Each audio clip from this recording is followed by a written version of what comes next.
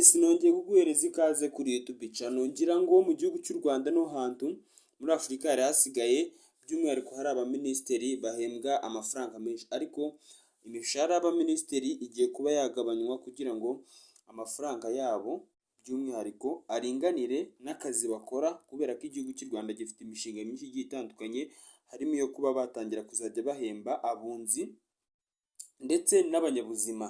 Ibi ngibi bikaba bigaragaza neza ko igihugu cy'u Rwanda cyabirebye neza ndetse kikanagendera kuri propaganda Magufuli yakoreshaga, ndetse n'umushahara w'umukuru w'igihugu nawo uzagabanywa, kuko iyo agiye gusohora itangazo nk'iri ngiri aba agomba kubanza kwiheraho.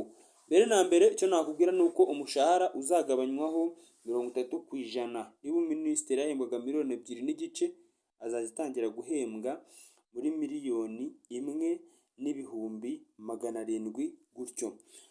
Aya mafaranga rero yose nk'uko nabikubwiye ni amafaranga azagenda gufasha mu guhemba abunzi, ariko hari ikintu gikomeye cyane igihugu cy'u Rwanda cyashyizeho ndetse kigiye no gutuma ubukungu bw'igihugu cy'u Rwanda bugiye kwiyongera ku muvuduko uhambaye.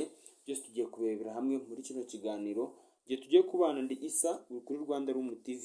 Kubwira ngo ukora subscribe kugira ngo tubane mu biganiro byinshi bigiye bitandukanye. Iri ni itangazo ryasohowe kuri uyu wa 7 z'ukwa 7 2025.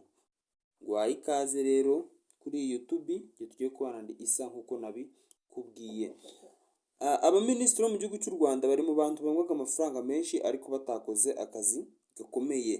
Muri uwo mujyo rero igihugu cy'u Rwanda cyanzuye ko kitazongera gutuma abayobozi benshi basohoka mu gihugu, by'umwihariko bagiye mu kindi gihugu bitewe wenda n'uruzinduko rw'akazi cyangwa n'inama nyinshi zagiye ziba.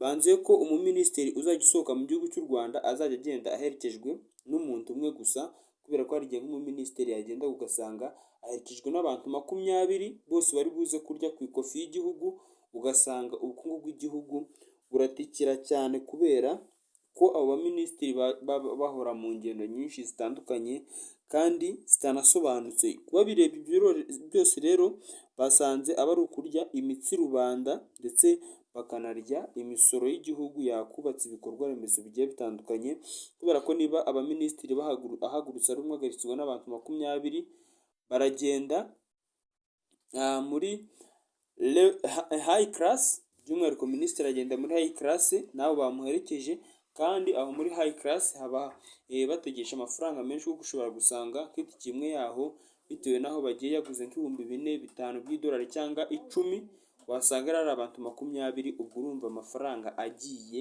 ni akayabo kayo. Banzuye ko rero bazajya baherekezwa n'umuntu umwe, bakagenda ari 2, kandi nabwo bakagenda muri low class, bakagenda nk'abantu basanzwe, nta byo kugenda hejuru nk'abantu bageze iyo bajya, kandi igihugu cyabo nta kintu kirageraho. Ibi ngibi babikoreye ko hari nk'igihe igihugu cyabaga gifite nk'inama, ugasanga abagiyeyo bagiye ari nk'ijana cyangwa 80 cyangwa se 60, ugasanga indege yose yuzuye abantu, kandi iyo ndege ugasanga nabwo iranywa amavuta, amafaranga bishyuye ni amafaranga menshi, ugasanga rero igihugu kiri kwahombera, ugasanga iminsi bazamarayo bazaba barya ku mafaranga y'igihugu, ugasanga rero igihugu kirahombeye cyane. Akaba ariyo mpamvu banzuye ko ibi nabyo bigiye kugarukwaho, imishahara yabo ikaba yagabanywa, cyangwa se imishahara, amafaranga batangaga bagiye gutega bajya mu bihugu byo hanze, bakaba bagiye kugabanywa ku rwego rukomeye cyane, ndetse ibi ngibi bikaba bizatuma ubukungu bw'igihugu cy'u Rwanda buzamuka. Reka ngushimire ko abonye muri kino kiganiro, ubwo ndi Isa kuri Rwanda Isa TV, Rwanda Room TV.